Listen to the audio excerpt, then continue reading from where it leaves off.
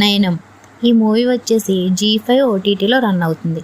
Varun Sandesh OTT entry ఈ మూవీతో ఇచ్చారు. Total 6 episodes. ఈ మూవీ కాన్సెప్ట్ అయితే చాలా బాగుంది. ఇది ఒక murder and mystery, but movie చూసాక నాకైతే యావరేజ్ అనిపించింది. One time watchable.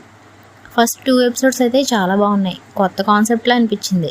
But remaining episodes చాలా ఫ్లాట్గా స్లోగా అనిపించాయి. ఇంకా స్టోరీలోకి వెళ్తే, ఈ సిరీస్లో వరుణ్ సందేశ్ నేమ్ నయన్. ఈయన ఒక ఐ డాక్టర్. సీక్రెట్స్ తెలుసుకోవడం కోసం ఒక స్పెట్స్ని కనిపెడతాడు.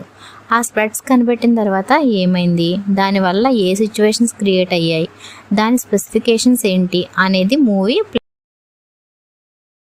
Plus points. Varun Sandesh and Priyanka Jain performance చాలా బాగుంది. వరుణ్ సందేశ్కి రీసెంట్ టైంలో ఇది ఒక బెస్ట్ రోల్. మ్యూజిక్ కూడా చాలా బాగుంది.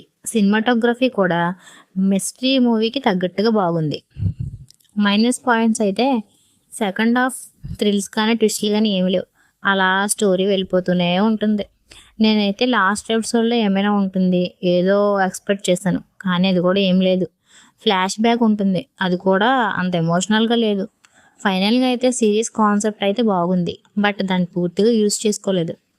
ఫస్ట్ అండ్ సెకండ్ ఎపిసోడ్స్ బాగున్నాయి, రిమైనింగ్ చాలా స్లోగా ఫ్లాట్గా ఉన్నాయి. ఈ మూవీకి నేను ఇచ్చే రేటింగ్ అయితే 2.5.